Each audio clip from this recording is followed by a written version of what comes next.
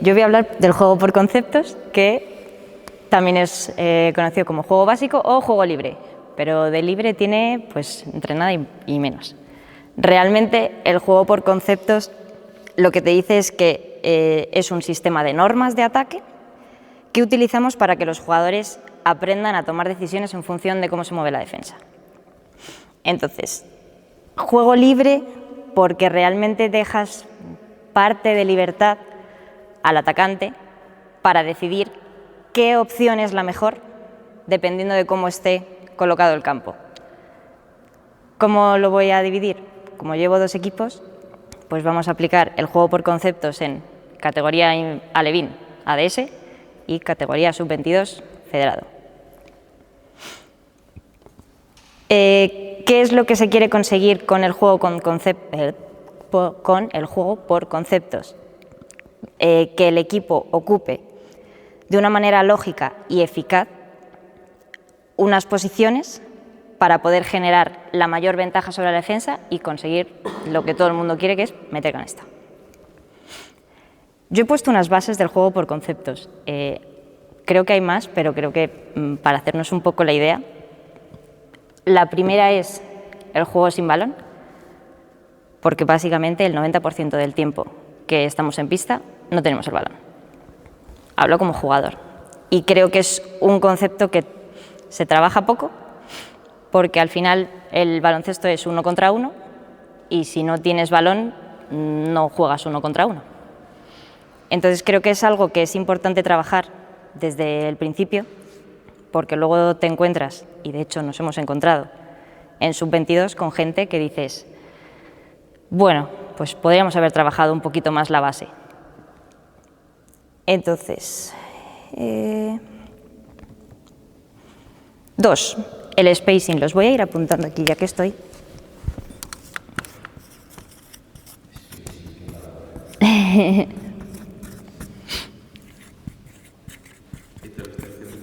Sí, spacing, ocupación de espacios. Ocupación de espacios, ¿te gusta más? Vale.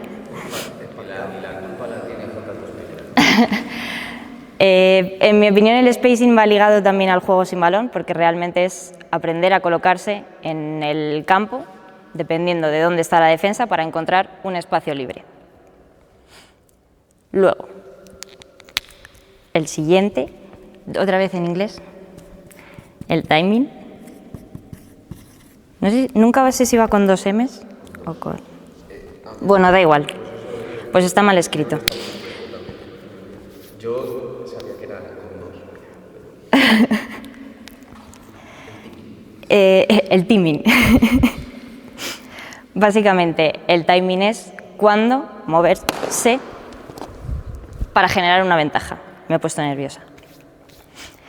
Lo que yo les digo a los peques sobre todo es, tienes que moverte sabiendo que con ese movimiento tú vas a generar algo para el balón o para el equipo, porque al principio era un caos y de hecho el primer día que llegué dije, madre mía, cuánto trabajo tengo, porque es verdad que les dabas el balón y corrían todos y eran 10 jugadores moviéndose todo el rato, pero sin ningún tipo de sentido.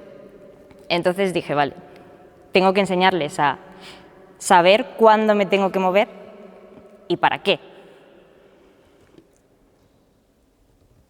Otra, el cambio de ritmo.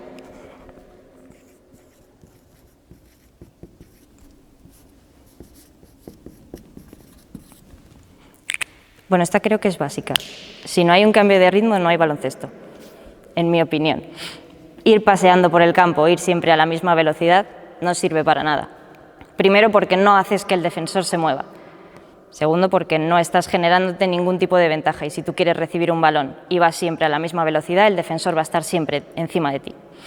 A no ser que sea un puto vago y no te defienda, pero en principio siempre va a estar encima de ti. Entonces, el cambio de ritmo es importante para poder jugar al baloncesto. Y no sé si es la última. Sí. La toma de decisiones.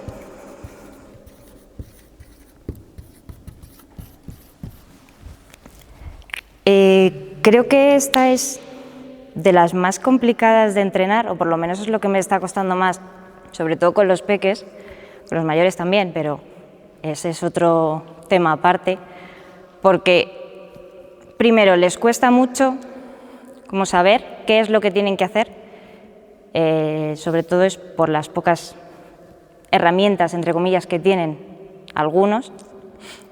Entonces, a la hora de atacar, cuando tienen el balón, tardan mucho en decidir qué es lo que van a hacer para poder generar algo. Y un ejemplo claro fue el otro día, estuve haciendo ejercicios de 1 contra 1, de hecho lo saqué, el ejercicio era de Alejandro, que es el de, están los dos con, uno ataca, uno defiende, y el atacante tiene que esperar 5 segundos antes de atacar, mientras el defensor está apretando en defensa. ¿Qué pasaba? Que cuando el ataque atacaba, y en este caso estaban Leo y Marcos defendiéndose uno al otro, Leo empezó a atacar y se dedicó a dar botes alrededor de esa zona sin ningún tipo de intención de ir al aro. Entonces, claro, yo paré a esa pareja y le dije, ¿qué estás consiguiendo con esos botes? Primero se quedaron los dos mirándome como diciendo, ¿qué me estás preguntando? Entonces fue cuando le dije, ¿has generado algún tipo de ventaja con ese bote que estás haciendo? No. Luego, si yo voto, es para hacer algo y para generarme una ventaja. No o sea, aquí al final en ADS no tienen posesión, pero yo sí que les obligo a que ataquen deprisa, porque se tiran media hora dando botes y no hacen nada. Entonces, bueno, la toma de decisiones creo que es una de las cosas importantes que hay que trabajar dentro del juego por conceptos. Sí. La toma de decisiones es principal de un problema, seguro. Sí, sí. Todo. Pero ¿no creéis que para mejorar la toma de decisiones lo que hay que hacer es automatizar cosas?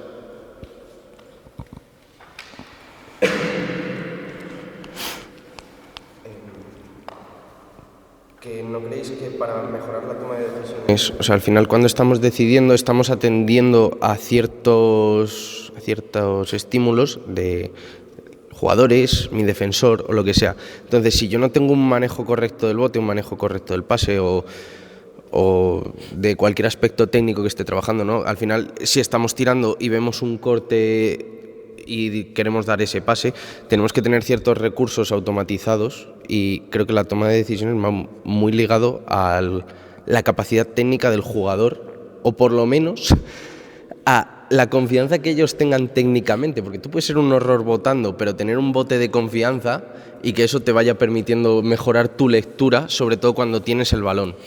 Sí, o sea, yo opino Esto que... está más ligado al balón, al jugador con balón, no al jugador sin balón. Obviamente sin balón no tienes la capacidad.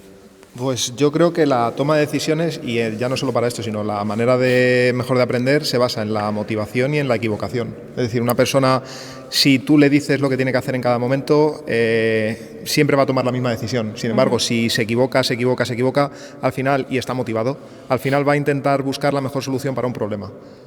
Sin embargo, si yo le intento inculcar una automatización, él siempre va a tender a... No hablo de automatizar un movimiento, hablo de automatizar la técnica. De trabajar la técnica individual para la toma de decisiones. O sea, tú al final, cuando tienes un buen manejo del bote, el ejemplo claro, un jugador, Benjamín, bota mirando al suelo. Su toma de decisión respecto para poder pasar, para poder tirar ni siquiera, porque está mirando al suelo y no sabe dónde está, en ese caso creo que depende bastante. Un campo, ¿vale? Luego, creo que depende bastante de, por ejemplo, el recurso del bote. ¿Vale? Entonces, cuantos más recursos atencionales tengamos libres para poder tener una visión periférica, al final, si yo tengo al defensor pegado, yo no sé botar con la izquierda y me quiero ir por la izquierda, yo estoy pensando en, primero, hostia, no sé botar con la izquierda. Segundo, ten cuidado que este me está apretando. Entonces, presto menos atención a lo que tengo más alrededor y me centro, pongo el foco en eso. Es a lo que yo creo que la forma de desarrollar un poco también la toma de decisión. Y lo mismo, sin balón, si el jugador me está apretando y yo no sé hacer un desmarque, en el... desmarque que eso de fútbol. ¿Cómo lo digo? Colocación, posición en el campo. Pero me refiero a que hay un Trabajar espacio para libre, recibir. hay un espacio libre a ocupar y yo quiero ir a ocupar ese espacio y liberarme de mi defensor. ¿Te gusta más? En mi libro de nivel 2 pone de desmarque, ¿eh?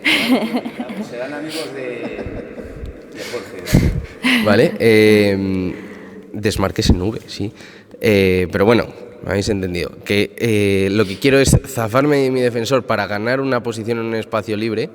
Es lo mismo. Si yo no sé realizar ese movimiento, esos desplazamientos, aunque sean o unas fintas, si yo no tengo esa capacidad automatizada de moverme de esa forma, yo no voy a poder seguir leyendo el juego. Voy a tener a mi tío encima dándome el coñazo. ¿Vale? Es lo que me quería decir. La toma de decisiones está ligada total y absolutamente con las capacidades del jugador, pero crecen con el jugador. Sí, sí. Es decir, tú dices, por ejemplo, has puesto un ejemplo de que quiere atacar por la izquierda, pero no sabe votar con la izquierda, pues va a tomar otra decisión. Entonces, la toma de decisiones, por ejemplo, lo que hablaba de Leo no estaba tomando una decisión. Sí. Bueno, sí la estaba tomando, pero no la estaba tomando correctamente, no estaba atacando al aro, que es lo que buscaba Iciar en el ejercicio.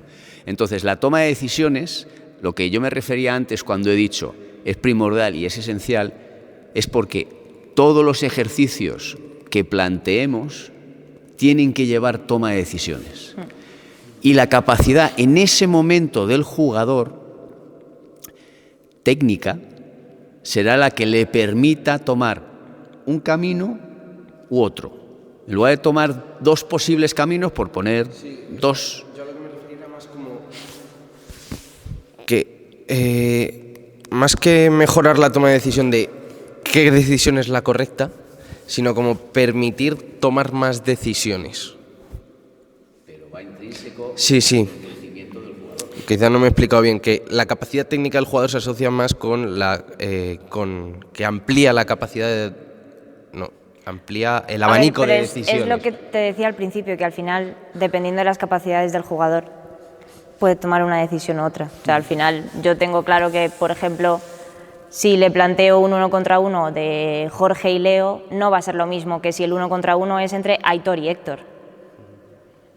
Porque al final cada uno tiene sus capacidades físicas, motrices y de hecho de pensar. O sea, al final lo que puedan pensar Leo y Jorge, dejando un poco aparte cuáles son sus capacidades físicas, no es lo mismo que la confianza o lo que pueda saber Aitor o Héctor. Entonces ahí depende un poco de... Mira, en los puntos que ha marcado Iciar, ¿vale? La toma de decisiones tiene que ver con todos los demás puntos. Entonces, dentro de esos que son, es decir, el juego sin balón, yo tengo que tomar decisiones cuando no tengo el balón. Y los recursos que yo tengo en ese momento me van a permitir tomar esas decisiones hasta cierto punto. No poder sacar ventaja porque de repente veo a un jugador delante mía y no sé lo que hacer. Eso, en la mecanización que decías antes, me funciona. ¿Por qué? El cómo ganar un espacio, el ejercicio típico de la mesa.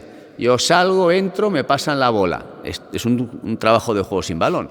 Salgo, supero la mesa, tengo que superar la mesa porque me han explicado una habilidad técnica de cómo tengo que superarla para pedir el balón, que el defensor, que es la mesa en ese momento, un defensor estático, sale a impedir que yo reciba fuera, y lo que estoy haciendo es una puerta atrás para hacer un corte, etc., etc., ¿vale? El spacing, la colocación en el espacio, y mi lectura, mi toma de decisiones tiene que ver con, si estoy aquí al lado del balón. Ayer, por ejemplo, en el partido de Liga Social, pues hubo varios cruces al jugador con balón. Entonces la toma de decisiones no era buena, primero porque los recursos del equipo son muy dispares. Entonces esa toma de decisiones es errónea, pero hay toma de decisiones, ¿vale? Entonces es intrínseca a lo que tú decías. Tiene que tener esa capacidad de técnica individual para tomar más decisiones o alternativas a esas decisiones. Pero cuando yo te decía lo de la toma de decisiones, me refiero a que los ejercicios que planteemos tienen que ser siempre provocando toma de decisiones. Y en el baloncesto moderno es algo absolutamente primordial. Vale. Y ahora pues os voy a contar un poco las normas que tengo de juego por conceptos en el alevín y luego la comparativa con el sub-22.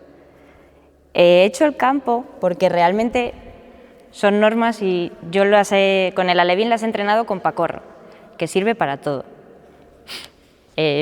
Yo no sé ese ejercicio quién se lo inventó, pero a mí me lo enseñaron en Villalba y dije, es increíble. Y con esto se está funcionando muy bien, entonces pues no lo voy a cambiar. La primera norma del alevín es que una vez que yo he pasado, no me quedo parado, es decir, le doy espacio al balón, pero lo que les digo es paso y corto. Cortas y te vas. Entonces, con pacorro lo que hago es que se ponen 5 abiertos y normalmente hago unas filas en las esquinas para que vayan reemplazando. Pacorro es paso, corto y reemplazo la posición. Entonces, si el balón empieza en una esquina, paso y corto y paso, corto y me voy. Parece un lío, pero los pillaron bastante bien. Es simplemente, lo que quería que entendieran con esto es que no se tienen que quedar parados después de pasar el balón, porque como hemos hablado antes, el jugador sin balón también juega. Entonces, por lo menos por lo que he visto en esta liga, es el primer año que llevo mini y no sabía muy bien cómo funciona, pero a excepción de un par de equipos, nadie defiende bien. El corte es, bueno, pues este señor corta, bueno, pues ya en algún momento alguien lo cogerá. Pero generalmente, y lo he estado viendo, y de hecho se lo he hecho ver a ellos, que cuando generan un corte, generan una ventaja, siempre, porque se mueven y hacen moverse a la defensa. Y además hacen generar un espacio, que es pues el spacing.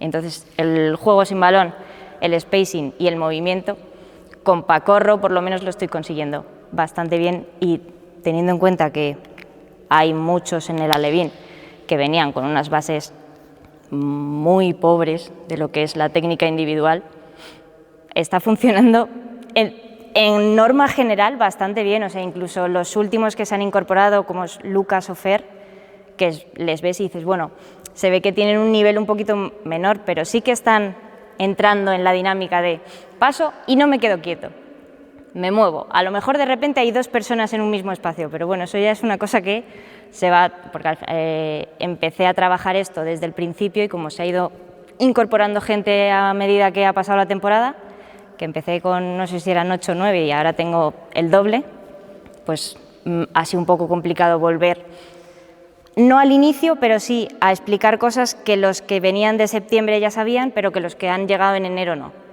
Entonces, un ejercicio muy simple que me está funcionando es pacorro.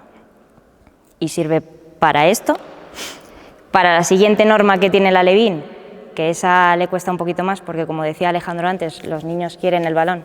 Cuando quieren el balón es Juan Palomo, yo me lo guiso y yo me lo como, pues estos, encima, que son más competitivos, que yo no he visto un equipo tan competitivo como el alevín. Pero en general, a lo mejor hay un par de excepciones. Los 16 quieren ganar y si no ganan, cuidado, porque se pican en los entrenamientos, yo no sé si los veis, pero se pican muchísimo. Los partidos es un espectáculo. Y luego es verdad que en los partidos de cuando juegan contra otros equipos dices, los piques que tenéis entre vosotros, ¿dónde están aquí? Pero sí que son muy, muy competitivos y no les gusta perder ni a las chapas.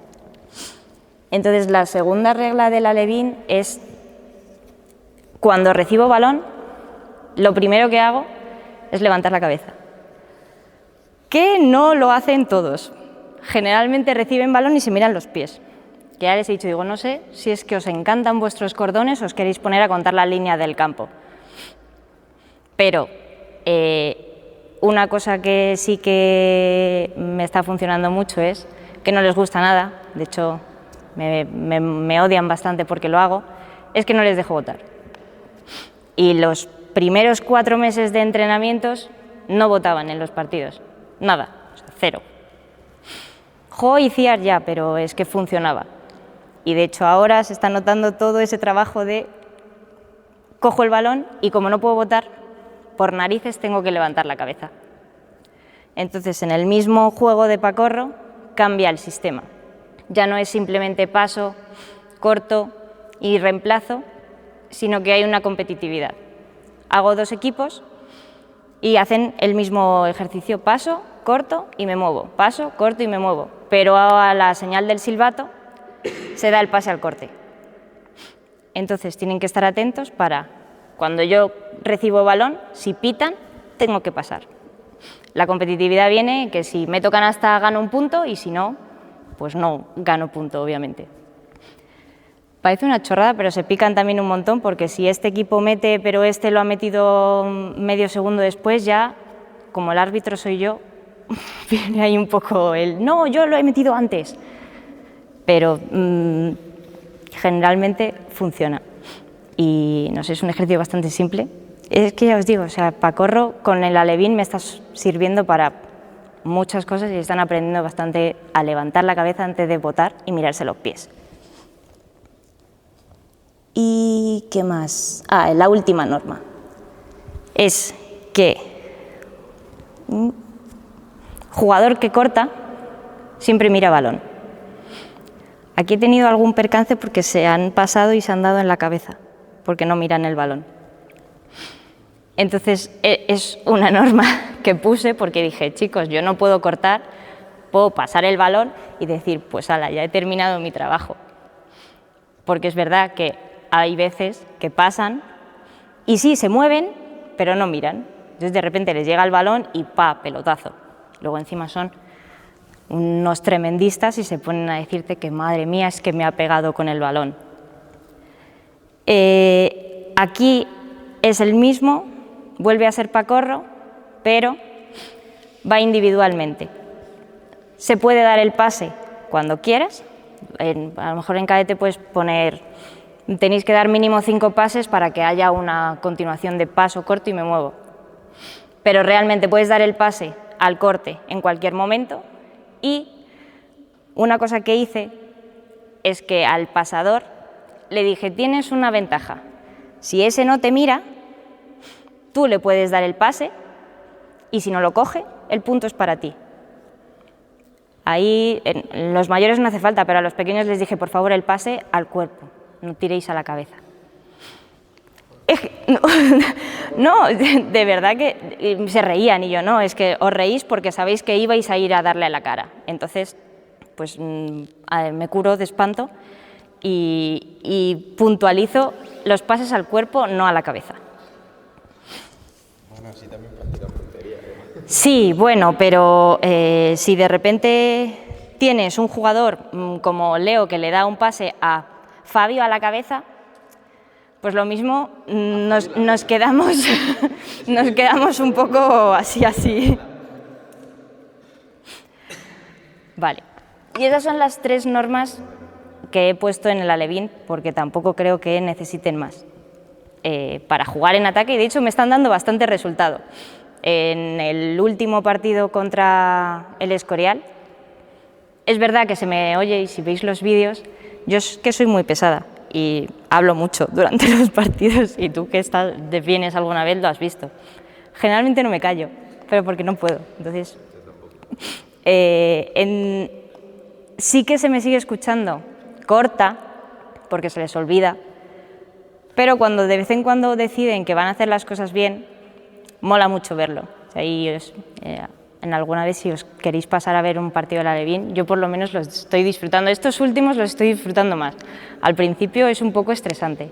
Aunque bueno, el sábado también fue estresante porque tenía 10 sentados en el banquillo y no sabía quién no había salido. Eso también. Entonces, pues bueno. Voy con las normas del sub-22, que con el sub-22 teníamos asumidos que las capacidades técnicas eran bastante más altas. Luego nos dimos cuenta de que teníamos que volver a aprender a pasar y cortar y bueno, fue un poco caos. Pero básicamente creo que son 7 normas las que tenemos puestas, sí. Y tengo un par de ejercicios de alguna de ellas. La primera norma del sub-22 es que el juego no se para, es un juego en transición. Cuando salgo en la contra, empieza siempre con un corte por la línea de fondo de los exteriores En un ejercicio que hacemos que generamos para hacer la transición, sí, con el papel termino antes. ¿En plan poste y esas cosas? O... Posiciones. O sea, o bien de grandes, pequeños... Sí, a ver, generalmente sí. Es verdad que tenemos un equipo, que no es excesivamente grande. Tenemos un par de chavales que sí que están en el 1,90 m, 1,85 m, pero generalmente tenemos un equipo bajito. Entonces, la mayoría de nuestros jugadores son exteriores o son grandes que no llegan al 1,80 m. Entonces, es complicado jugar. Sí que tenemos una de las normas, es balón al poste, desde ahí se juega y dependiendo de lo que sea, si se sale se invierte y si no se juega un 2 contra 2 con el poste ahí abajo. Pero la primera es una transición que en campo completo la planteamos en 5x0. Empieza en el otro campo con un lanzamiento. Desde ahí obligamos al base o al que en ese momento está subiendo el balón a bajar a recibir y a partir de ahí jugamos la transición, que es simplemente se corren las calles laterales, los dos exteriores que no hayan recibido y cortan línea de fondo. Hacen una especie de cruce para volver a recibir arriba. Y a partir de ahí o el balón sube en bote o sube con pase. Y una vez que el balón llega aquí, jugamos. Entonces esa es como la primera norma, jugar en transición, no parar el juego, intentar que con esos cortes de los exteriores por la línea de fondo, la defensa esté pendiente de que ahí hay un movimiento. Entonces, pues bueno, esa todavía tenemos que seguir gritando que se haga transi, porque todavía no entendemos muy bien por qué, pero no lo hacen, con lo fácil que es.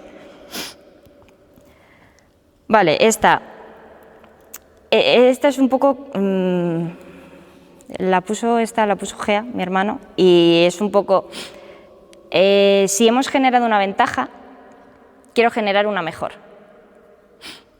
Ahí. ¿Qué es lo que queremos decir con esto? Que si hay un ataque en el que yo genero una ventaja, pero no es una ventaja absolutamente de 1 contra 0, voy a intentar generar una ventaja mejor.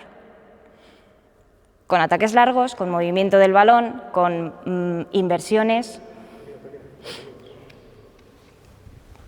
Entonces,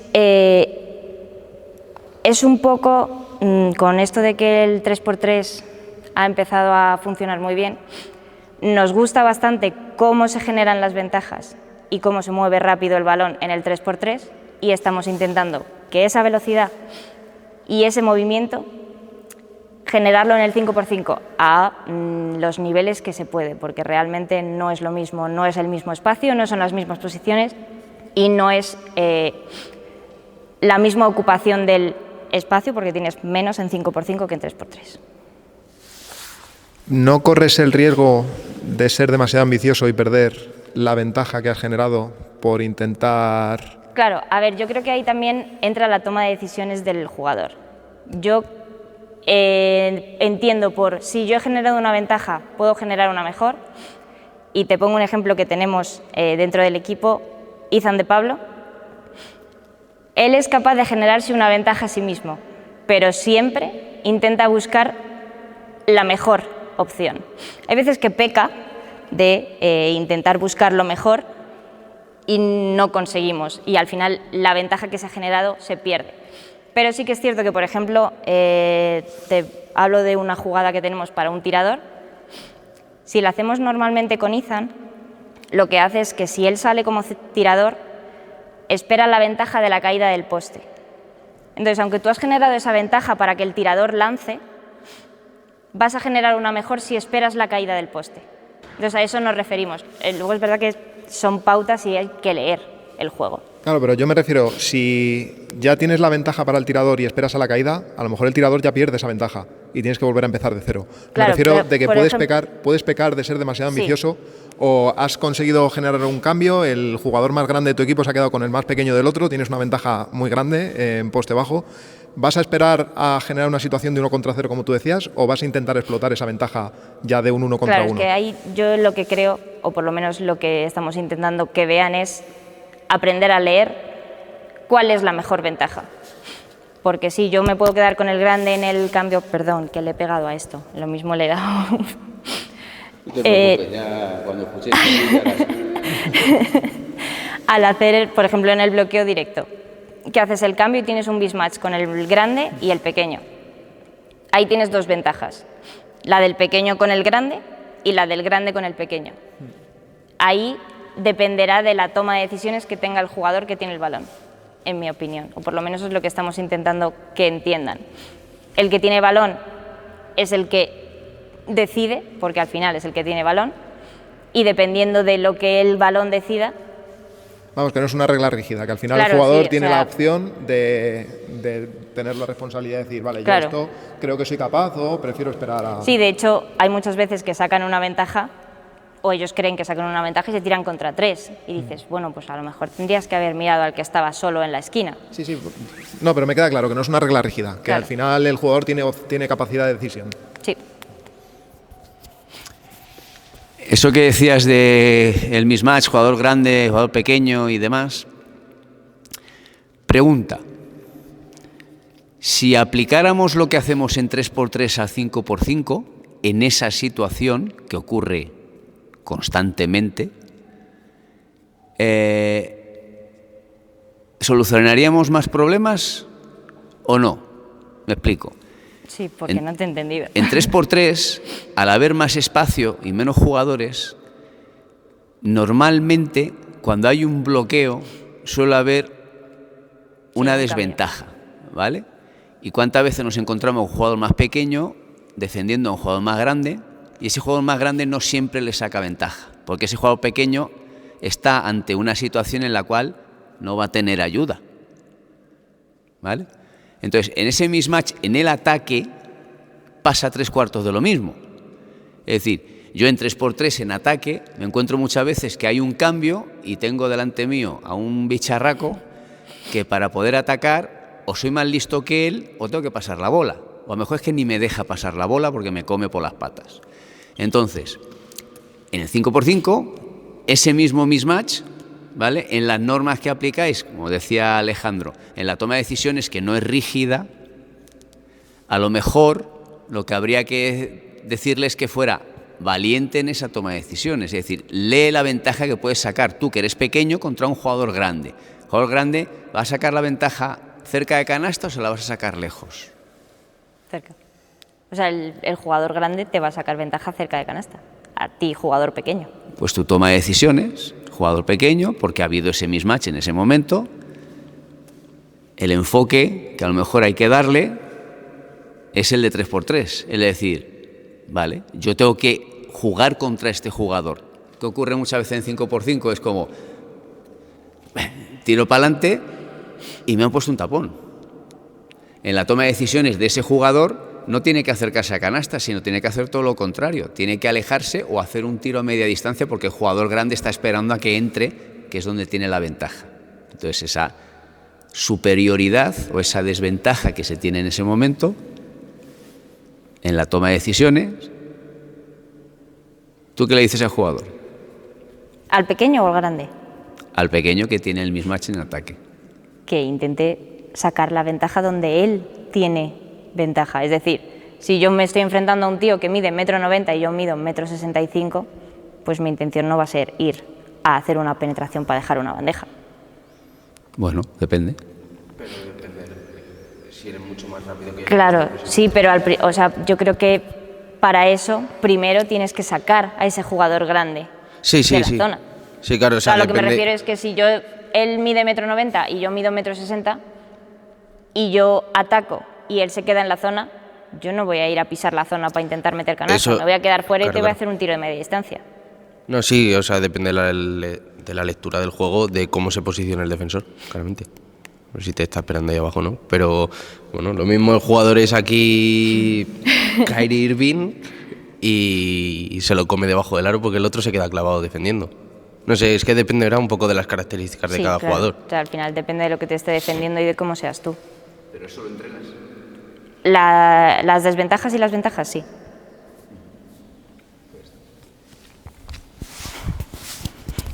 Vale.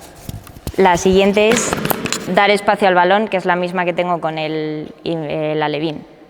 Una vez que he pasado, le doy un espacio al balón. Y este lo hacemos... Uy, perdón. Hay dos ejercicios que hacemos, uno que es, creo que es de 1 contra 1. Sí.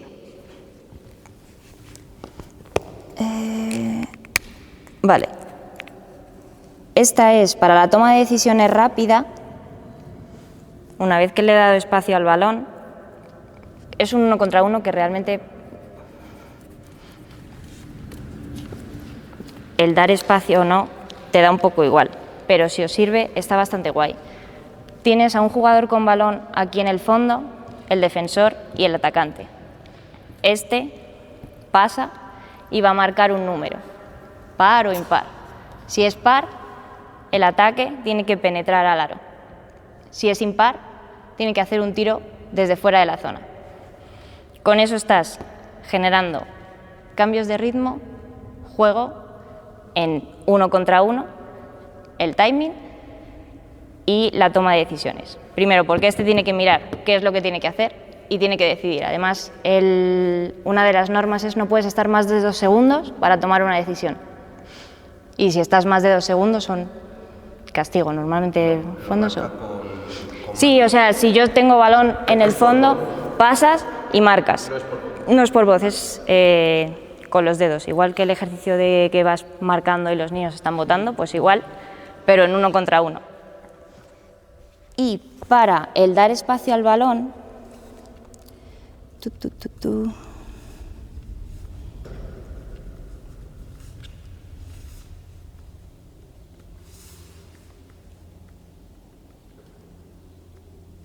vale. Este, si quieres, para las ayudas también te sirve.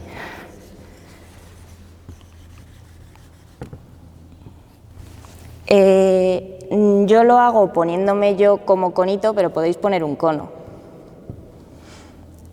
Jugador que defiende con balón, jugador que ataca sin balón, jugador que ataca, jugador que ataca. Voy a poner los defensores así para que se diferencien.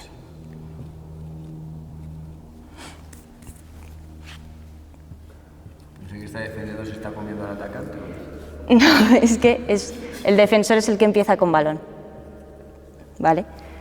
Entonces, es este el que decide cuándo salen. Tienen que ir los dos a rodear el cono y aquí se hace un mano a mano, ¿vale? Para que el ataque tenga balón. Una vez que el ataque tiene balón, la defensa vuelve y se ataca. Y aquí ya empiezas con la rotación de las ayudas. Aquí estamos trabajando también el movimiento sin balón, que estos dos se muevan en función de lo que hace este y en función de lo que hace la defensa.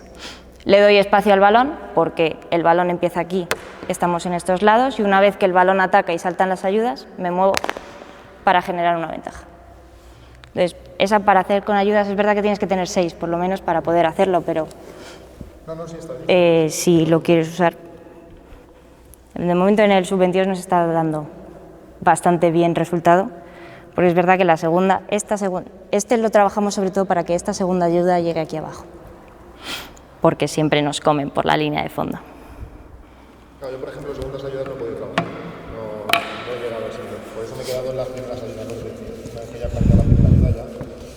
Bastante tienen que entender la primera ayuda. No, sí, la verdad es que al principio les costó. Oye, Pero luego, de todas formas, cuando entienden más o menos el concepto de ayuda, el defender al siguiente si hay un pase extra...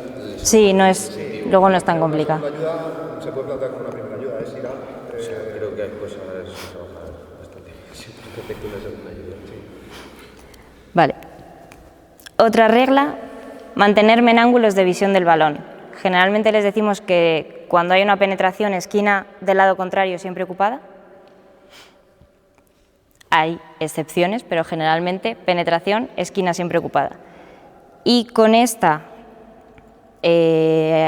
hicimos un ejercicio, es que yo con dibujitos me entiendo mejor, que para la toma de decisiones y para el movimiento sin balón, dentro de esta norma entra la ley del círculo, ¿vale? Que es jugadores sin balón se mueven en función de cómo gira el balón. Es decir, si el balón está aquí y se va hacia allá, todos vamos a girar en círculo con el balón. Normalmente hacia la dirección a la que se va el balón. Eso es lo que dice la ley del círculo. Entonces, el jugador de esquina corta a esquina contraria. Claro. O sea, este de aquí, como el círculo hace así, pues se va al otro lado. El ejercicio es el siguiente. Son 5 jugadores. Jugador con balón, penetra y pasa a la esquina. Se hace una inversión y hay una segunda penetración, ¿vale? El balón va desde aquí hasta aquí y hasta aquí. Y este, que sería este, después de dar el pase, se convierte en defensor de ayuda. Y ya vuelves a tener una desventaja en la que aquí sí que marcamos, si la penetración es por el fondo, el corte es del lado contrario. Si la penetración es por arriba, el corte es por línea de fondo y como la esquina tiene que estar siempre ocupada, se cae. Esto teniendo en cuenta que sabemos movernos en el espacio del juego. O sea, al final la técnica individual aquí es importante. O sea, si no saben que tienen que ocupar las esquinas y cómo se hace una rotación, no puedes hacer esto.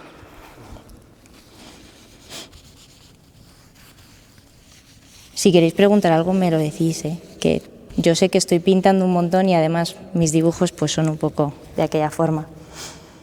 Aquí tienen colorines, si los queréis ver así se ve más. Lo que pasa es que solo tenemos este roto, así que... Lo que pasa es que el campo era el que tenía que haber estado pintado permanente. Pero bueno, no pasa nada. Vale, bueno, tenemos la norma de no me quedo quieto, que esa yo creo que es un poco lógica. Sí, bueno, Pero que no la hace, ¿no? O sea, de hecho hay muchas veces que es, no te pares, no te quedes quieto, no permitas que el defensor te defienda sin necesidad de moverse. O sea, yo creo que un jugador que se queda quieto durante un ataque no es peligroso. A no ser que se quede quieto en una esquina, le llegue un balón y se la enchufe. Entonces, bueno.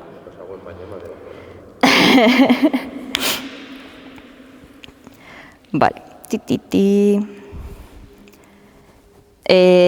Con esta última vienen ligadas las otras dos, que es balón que va de dentro hacia afuera, ya sea desde un poste o después de una penetración, siempre es inversión. Esta la hacen regulinchi, porque el balón llega hasta aquí y ya. Entonces estamos intentando que la inversión llegue hasta el final y no se pare siempre en la cabecera. Y la otra es que el pase desde el 45 a la esquina, pick and roll. Esa sí es una regla un poco más cerrada, pero porque creemos que se saca bastante ventaja. Si yo tengo un jugador normalmente exterior en una esquina, si le doy el pase aquí y le pongo un bloqueo, tiene todo este espacio para jugar. Entonces, bueno, estas a veces la hacen, a veces no, otras veces se les olvida que existe. Entonces, pues, ahí la norma está y luego que la usen o la apliquen, pues, ya ahí depende un poquito de si nos enfadamos mucho y decimos cuando queráis empezamos a jugar a algo y si no, pues poco más. Y ya está, o sea, realmente eso era lo que tenía de juego por conceptos aplicado a los dos equipos y con ejercicios para generar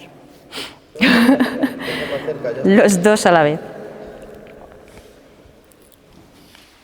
Entiendo que, bueno, toda la sala de juego por conceptos, me has dicho que lo aplicas tanto en el Alevín como en el Sub-22, o sea, eres una férrea defensora del juego por conceptos, entiendo. A ver, pero porque yo creo que aprender a leer la defensa y jugar por conceptos básicos de si él se va, yo me muevo, Por lo menos yo cuando jugaba me gustaba mucho si hay una penetración, me muevo en función de esa penetración para poder generar una ventaja. Sí, no, sí, yo aparte en baloncesto de formación, que al final yo es lo que he entrenado en estos 2 años, tiene que ser así. Pero lo que te quería preguntar es a otro nivel. ¿Por qué llega un momento en el que ciertos equipos, sobre todo equipos ya pensando más profesionales, abandonan el juego por conceptos y se centran más en un juego por sistemas? Yo entiendo que es porque dará más rendimiento. A ver, o sea, realmente yo creo que el juego por sistemas funciona y de hecho nosotros tenemos sistemas. Pero sí que es cierto que creo que todo sistema se puede romper. Entonces, si tú sabes jugar por conceptos, puedes jugar cualquier sistema. Pero al final vas a poder romper la defensa si eres capaz de leer el juego y eres capaz de moverte en función de cómo gira el balón. O en este caso, para mí la ley del círculo es una de las leyes más fáciles que hay en el baloncesto y que si te sabes mover en función de cómo gira el balón, vas a sacar ventajas siempre. O por lo menos yo he sacado ventajas siempre. Y de hecho en 3x3, con mi super altura de poste poderoso que tengo, para mí la ley del círculo me funciona siempre. Pero sí que es verdad que muchos equipos abandonan totalmente el juego por conceptos y se centran en el juego por sistemas. O sea, yo no soy partidaria de eso porque creo que el juego por conceptos te hace pensar y los sistemas no. Y tengo la certeza de que hemos puesto sistemas y como el sistema es así, ya no sé hacer otra cosa que no sea el sistema. Y la defensa varía, los ataques varían y no siempre atacas contra lo mismo. Entonces, como puede pasar de todo, si aprendes a jugar por conceptos eres capaz de romper, o generalmente vas a ser capaz de romper cualquier defensa. No, quería saber la opinión. Gracias. El juego por conceptos, como hemos hablado antes, es un ideal. Tú lo que has explicado es que trabajas conceptos pero basado en sistemas rígidos. Ante lo que preguntaba Alejandro de por qué en equipos de mayor nivel se va a más sistemas que a trabajo por conceptos, es porque tú el sistema lo adaptas al tipo de jugador que tú tienes. Entonces, en equipos top fichan jugadores a los cuales buscan un sistema de juego porque esos jugadores son buenos en el pick and roll en cabecera, o porque son jugadores que trabajan bien un bloqueo en diagonal para sacar una ventaja en un mano a mano. Es decir, los sistemas se enfocan al tipo de jugadores y ya si nos ponemos a niveles exagerados, en la NBA llevan años fichando por el nivel estadístico. Es decir, ¿qué dice la estadística sobre cómo trabaja este jugador en una defensa de ayudas? ¿Cómo trabaja este jugador en tiro de 3 en diagonal? Porque yo el sistema, en los huecos que estoy trabajando, busca espacios abiertos, necesito un jugador que quede abierto en esa posición, etc. En el baloncesto no existe, y lo que decía antes Iciar, no existe el juego libre. El juego libre es un ideal. El juego libre, sí existe. Existe en la NBA. ¿Por qué? Doncic es juego libre absoluto. Jokic es juego libre absoluto. Están basados en un sistema, ¿vale? Porque el sistema se adapta a ellos. En nuestro caso, no tenemos los jugadores a los cuales podemos adaptar un sistema. Tenemos que intentar crear un sistema para nuestros jugadores, pero a nuestro nivel lleva un tiempo y un trabajo previo que no tenemos, ¿vale? Yo hace años, un muy buen amigo mío, se quedó con un equipo que yo había entrenado años atrás en senior femenino, y él me decía que al principio de temporada él se tiraba los 3 primeros días y decía, ponemos a jugar. Y él se sentaba y se ponía a hacer anotaciones. Eso lo aprendió de los serbios y los croatas. Y él se sentaba y veía cómo jugaban. Y según jugaban, me decía, bueno, esta jugadora es potente con la mano derecha, tiene un buen tiro media distancia y es una pasadora muy buena de dentro-fuera. Entonces, y sobre eso creaba un sistema de juego. Lo jugaba muy bien, pero eso lleva tiempo, lleva un análisis muy profundo y conocer muy bien a tus jugadores, ¿vale? Se podría hacer, Se podría hacer, es decir, el grupo que tú tienes, por ejemplo, es decir, depende del quinteto que saques, tú sabes que juegas de una manera o juegas de otra. Sí, de hecho, cuando hago los quintetos los hago en función de quién está en pista. Claro, efectivamente. Entonces, y es así. Y dependiendo del momento también. Claro. Entonces, el juego por conceptos es un ideal. Cuando yo me saqué el nivel 2, nos hicieron memorizar el juego por conceptos. O sea, la Biblia del juego por conceptos, todos los puntos, tenemos que... No me acuerdo absolutamente nada. De absolutamente nada. En su momento lo tuve que memorizar porque en el examen nos preguntaron juego por concepto, además nos avisaron, os lo vamos a preguntar y tenéis que poner exactamente lo que está descrito en el texto, ¿vale? Entonces tú lo veías y decías, hostia, cómo mola, qué chulo, claro, pero yo no tengo a Navarro, ni tengo a Pau Gasol, ni tengo a Calderón, ni tengo a Ricky, ¿no? Entonces tú lo que tienes es a Leo, a Iván, ¿no? Entonces es un ideal. Y sí se juega, pero aprovechando los sistemas. Y tiene que haber sistemas por un motivo muy sencillo. En élite hay un análisis, un scouting tan detallado que al final el recurso de ese jugador tiene que servir. Y ahí está el juego por conceptos. Para mí, juego por conceptos, la palabra juego por conceptos realmente es toma de decisiones. Tú decides hacer algo dependiendo de, como habéis explicado antes, de lo que haga la defensa. Uh-huh.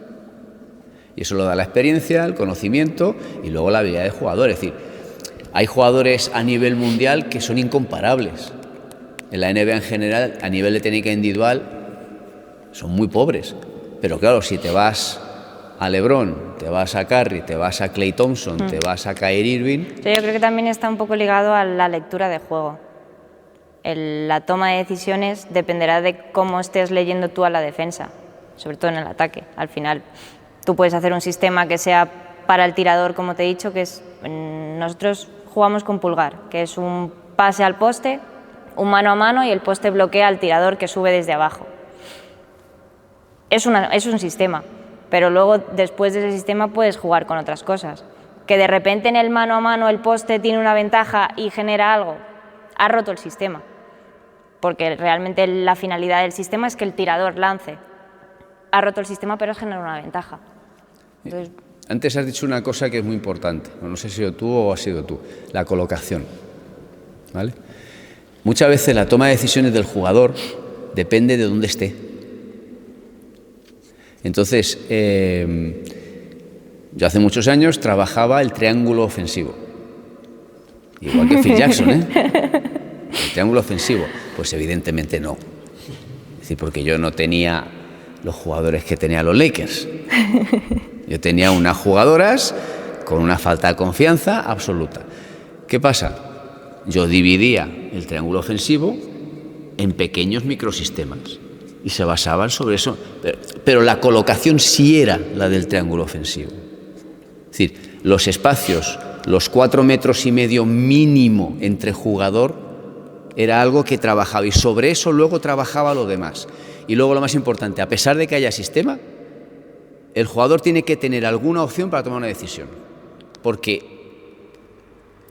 hay veces que las defensas te bloquean y es el jugador el que, la creatividad del jugador, la toma de decisiones del jugador es la que determina.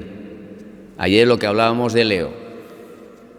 O sea, la toma de decisiones de Leo ahora mismo es absolutamente instintiva. Es instintiva total, pero porque tiene una confianza en sus capacidades ahora tremendas, porque yo creo que ni lo piensa ya. No, pero le pasa a Jorge también. No, ya bueno, pero Jorge ya venía con esa confianza, pasa que su cuerpo no le respondía, pero ahora como le responde, arrasa. Pero a lo que me refiero, la toma de decisiones de Leo es mucho mejor que la de Jorge. Sí. Mucho mejor que la de Jorge, porque es innata. La de Jorge no es innata. La de Jorge es que es competitiva a muerte. Jorge dice, el aro está ahí, yo voy para allá. Y va para allá, y le da igual. Y le da igual que haya 8 que 80. Claro, pero bueno, el resumen, lo que hablaba Alejandro, es decir, la toma de decisiones está ligada intrínsecamente a un sistema, siempre. No hay juego libre, no existe juego libre. Tienes muy poquitos jugadores que realmente puedas jugar juego libre. Scariolo, la primera vez que se encuentra con Pau Gasol y compañía, tuvo que tirar a a la basura todo lo que él pensaba de un juego rígido y tuvo que jugar juego por conceptos con ellos. Y luego empezó a meter sistemas tácticos con ellos porque eran jugadores que lo entendían. Pero estamos hablando de superélite. Él siempre hablaba de que él en 15 días trabajaba con esa gente, cosa que tardaba 3 meses en sus equipos de Euroliga. Pero al final cuando nosotros planteamos un juego por conceptos, sigue siendo un sistema. Sí, mucho claro, más simple. Pero por eso al final es lo que digo, que Sí. realmente el juego por conceptos, juego libre, no O sea, existe. Sí, pero a lo que voy es que al final al plantearlo como un sistema en el nivel en el que estamos, no nos vuelve un poco predecibles y facilita un poco más el trabajo a la defensa. A ver, nosotros no tenemos el scouting que se hace en élite, pero durante el partido sí que la defensa puede ir adaptándose a las situaciones que encuentre, ¿no? Yo es que creo que realmente con las normas, te pongo el ejemplo de la Alevín, las normas que tiene la Alevín no son normas para que tú predigas qué es lo que va a hacer. Literalmente, las normas que tiene la Alevín son para que ellos mismos aprendan que la toma de decisiones viene de qué ventaja puedo sacar yo una vez que tengo o cuando dejo de tener balón. ¿Qué es lo que pasa al contrario? Por ejemplo, te pongo el ejemplo del otro día del sábado contra el Escorial, porque me pasó. Ellos en ataque jugaban hay un jugador que es buenísimo y ese jugador es el que lleva todo. Pedí un tiempo muerto para decirles a estos, no quiero que reciba. En cuanto ese jugador desapareció el equipo entero. Sí, pero yo me refiero más a, por ejemplo, sabes que te van a poner el bloqueo, vais a poner el bloqueo en la esquina, cuando el balón va a la esquina, desde 45 a la esquina. Pues la defensa se puede orientar para defender justo esa situación. Sabes Claro, que a partir del poste... Ahí entra la toma de decisiones del jugador. Lo haces la primera vez, lo haces la segunda, la tercera vez. En vez de ir a hacer el bloqueo, amagas y te vas hacia el otro lado.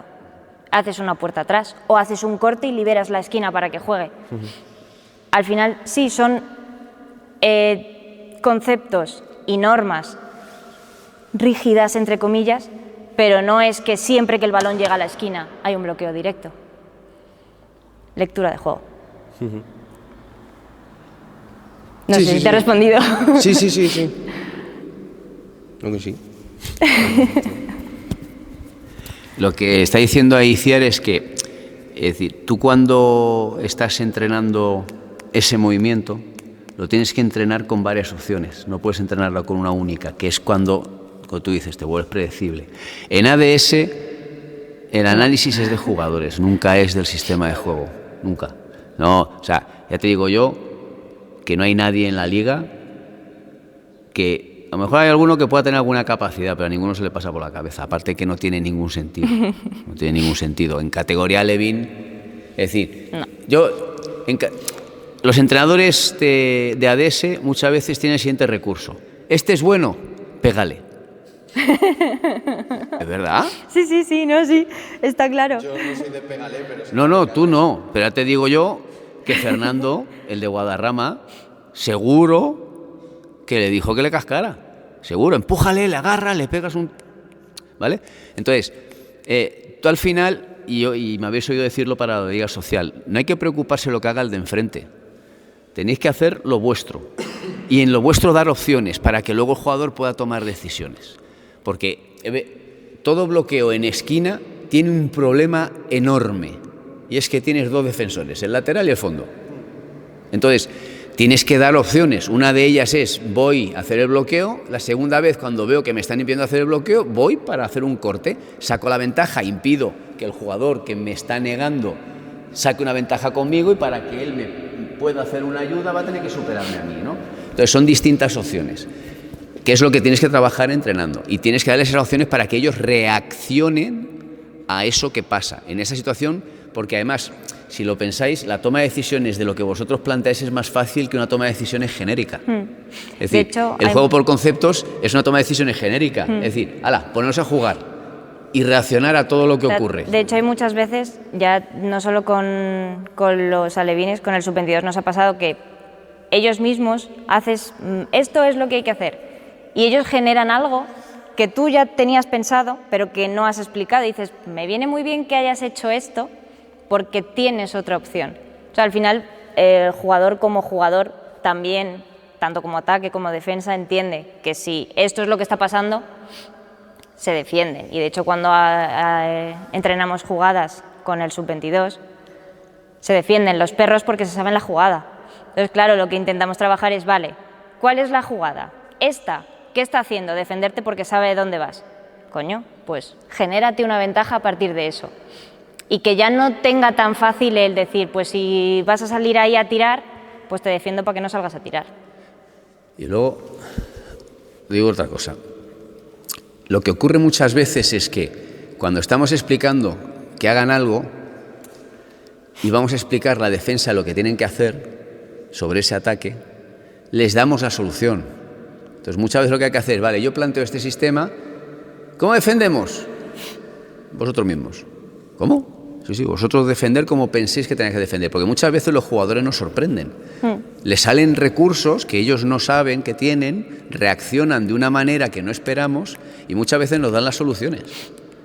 Muchas veces los jugadores nos dan las soluciones. Es decir, un error que cometemos muchas veces los entrenadores es que pensamos que somos nosotros los que tenemos que adaptar las soluciones. Y no es así.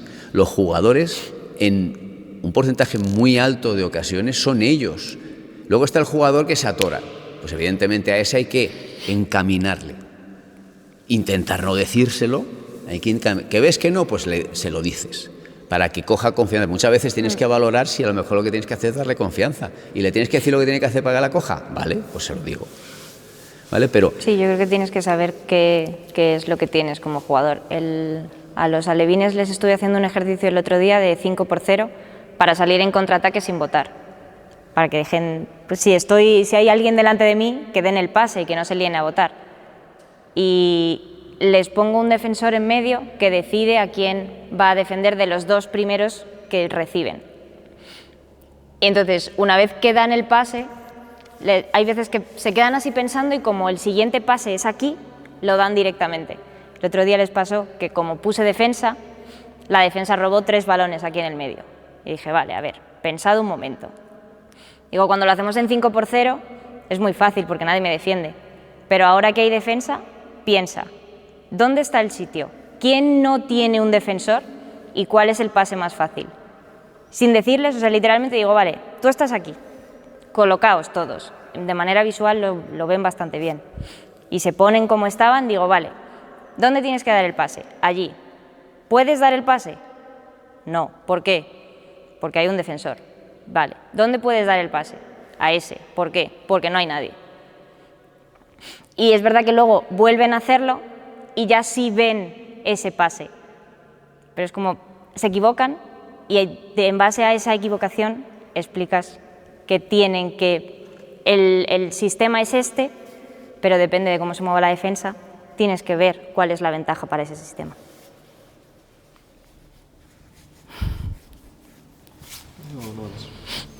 Aprobada.